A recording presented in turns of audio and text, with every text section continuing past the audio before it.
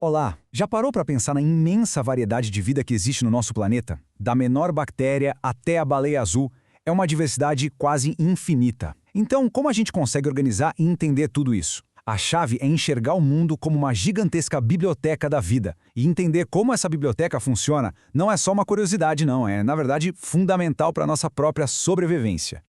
Ok, vamos mergulhar nisso. A grande questão é como é que se coloca a ordem em meio a milhões e milhões de espécies diferentes. Imagina só, uma biblioteca viva, enorme, e cada espécie é um livro. Como encontrar qualquer coisa no meio de tanta informação? A gente precisa, claro, de um sistema de catalogação. E é exatamente isso que a biologia fez. Então, para começar, vamos entender as regras do jogo. As regras que organizam essa biblioteca toda. E a principal ferramenta para organizar essa biblioteca tem um nome: taxonomia. Pensa nela como uma espécie de linguagem universal da biologia. É por causa dela que um cientista aqui no Brasil e outro lá no Japão podem falar do Aedes aegypti e os dois sabem sem dúvida nenhuma que estão falando do mesmo mosquito. É o sistema que dá nome, descreve e classifica cada ser vivo do planeta. E olha, esse sistema não apareceu do nada, não. A coisa toda começou bem simples, lá com Aristóteles, que olhava e dizia, bom, isso aqui parece planta e isso aqui parece animal. Simples assim. Mas aí, em 1735, Carl Linnaeus, que é tipo o pai da taxonomia, criou a base do sistema que a gente usa até hoje. Anos depois, claro, veio Darwin e boom, revolucionou tudo, mostrando que a classificação devia refletir o parentesco evolutivo entre as espécies. E mais recentemente, com a tecnologia de DNA, Carl Woese refinou ainda mais essa visão, organizando a vida em 3 grandes domínios. Então, como é que essa organização funciona na prática? É bem parecido com um endereço. Pensa assim, o reino é o país, o filo é o estado, a classe é a cidade, e por aí vai, descendo, até chegar no gênero e na espécie, que seriam a rua e o número da sua casa. É um endereço único no mundo da biologia. No nosso caso, por exemplo, somos do reino Animalia, filo Chordata, até chegar no nosso nome e sobrenome científico Homo sapiens. Beleza. Agora que a gente já entendeu como a biblioteca é organizada, que tal fazer um tour pelas suas principais seções? E vamos começar pelos seres mais simples de todos, o reino Monera. Aqui estão as bactérias e as cianobactérias, seres unicelulares, bem básicos, sem um núcleo organizado na célula. Eles podem parecer insignificantes, né? Mas são verdadeiros arquitetos do planeta. São eles que reciclam nutrientes, que fixam nitrogênio no solo para as plantas crescerem e que produzem uma parte gigantesca do oxigênio que a gente respira. Depois, a gente tem o reino protista. Esse aqui é um grupo super diverso, quase uma gaveta da bagunça da biologia, sabe? Aqui tem de tudo um pouco, desde algas microscópicas até os protozoários. As algas, por exemplo, são a base da vida nos oceanos e também produzem muito oxigênio. Por outro lado, nesse mesmo grupo, a gente encontra protozoários bem perigosos, como o que causa malária. Chegamos agora no reino fungi. Cogumelos, bolores, leveduras. Essa turma aqui é a equipe de limpeza da natureza, os grandes recicladores. Eles decompõem a matéria orgânica e devolvem os nutrientes para o solo. E a importância deles vai além.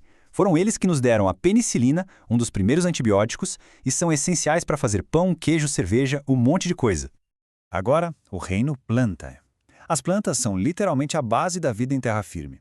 Através da fotossíntese, elas fazem uma mágica. Transformam luz do sol em energia. Essa energia sustenta quase todas as cadeias alimentares e, de quebra, elas liberam o oxigênio que a gente precisa para viver. Elas constroem o mundo que a gente conhece. E, finalmente, chegamos no nosso reino, o Animalia. Nós somos os consumidores. Desde a abelha que poliniza uma flor, passando pelo leão que caça na savana, os animais movem a energia pelos ecossistemas. A gente atua como polinizador, como dispersor de sementes e até como engenheiro. Pensa num castor construindo uma represa. Ele está ativamente moldando todo o ambiente ao redor. Mas olha, a verdade é que a maior parte dos livros dessa biblioteca é completamente invisível a olho nu.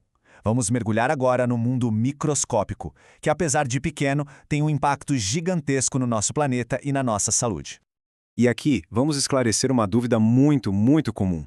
Vírus e bactéria não são a mesma coisa, de jeito nenhum.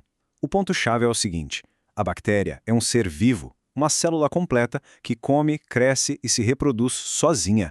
Já o vírus, o vírus é bem mais simples. Ele não é nem considerado uma célula de verdade. É um parasita que precisa obrigatoriamente invadir uma célula viva para conseguir se multiplicar. E esse mundo invisível tem os dois lados da moeda, sabe? A gente tem os micróbios que são nossos amigos, as bactérias que ajudam a gente a digerir comida, as que fazem iogurte, os fungos da penicilina e, claro, a gente tem os inimigos, bactérias que causam tuberculose, vírus que causam pandemias, protozoários da malária. É uma relação bem complexa de coexistência. Tá. Mas e daí? Como essa classificação toda se conecta com a nossa vida, com a nossa saúde, com as doenças e o jeito que nosso corpo se defende de todos esses invasores? Vamos ver isso agora. Olha só que interessante.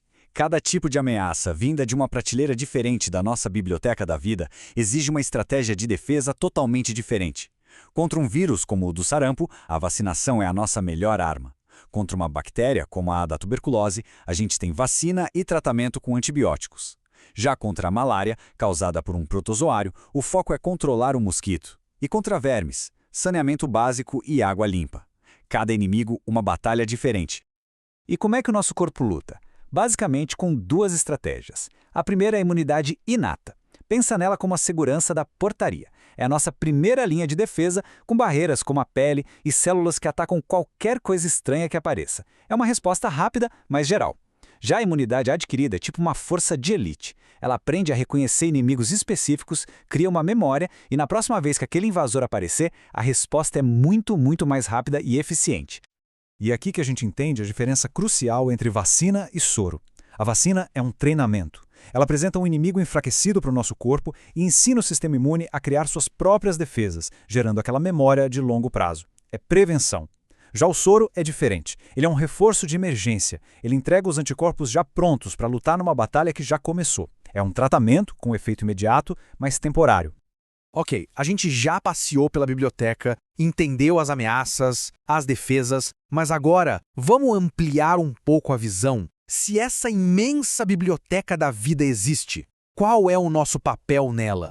Nós somos leitores, sem dúvida, mas também somos os guardiões. A verdade, nua e crua, é que as nossas ações têm consequências enormes. A poluição que a gente gera, o lixo, o consumo desenfreado, tudo isso ameaça diretamente a biodiversidade. A gente está, na prática, danificando a própria estrutura da biblioteca, afetando o equilíbrio que, no fim das contas, nos sustenta. Então, como a gente pode ser guardiões melhores? A boa notícia é que o caminho a gente já conhece bem. São os 3 R's: reduzir, questionando se a gente realmente precisa de algo novo, reutilizar, dando uma nova vida ao que já temos, e reciclar, separando os materiais corretamente para que eles possam virar novos produtos. São atitudes simples, mas que somadas fazem uma diferença gigantesca. E para a gente terminar, fica aqui uma reflexão. Com tantas espécies desaparecendo num ritmo cada vez mais rápido, a pergunta que não quer calar é: será que a gente está rasgando páginas, queimando livros dessa incrível biblioteca da vida antes mesmo de ter a chance de entender o conhecimento valioso que eles guardam? A responsabilidade de preservar essa história é de todos nós.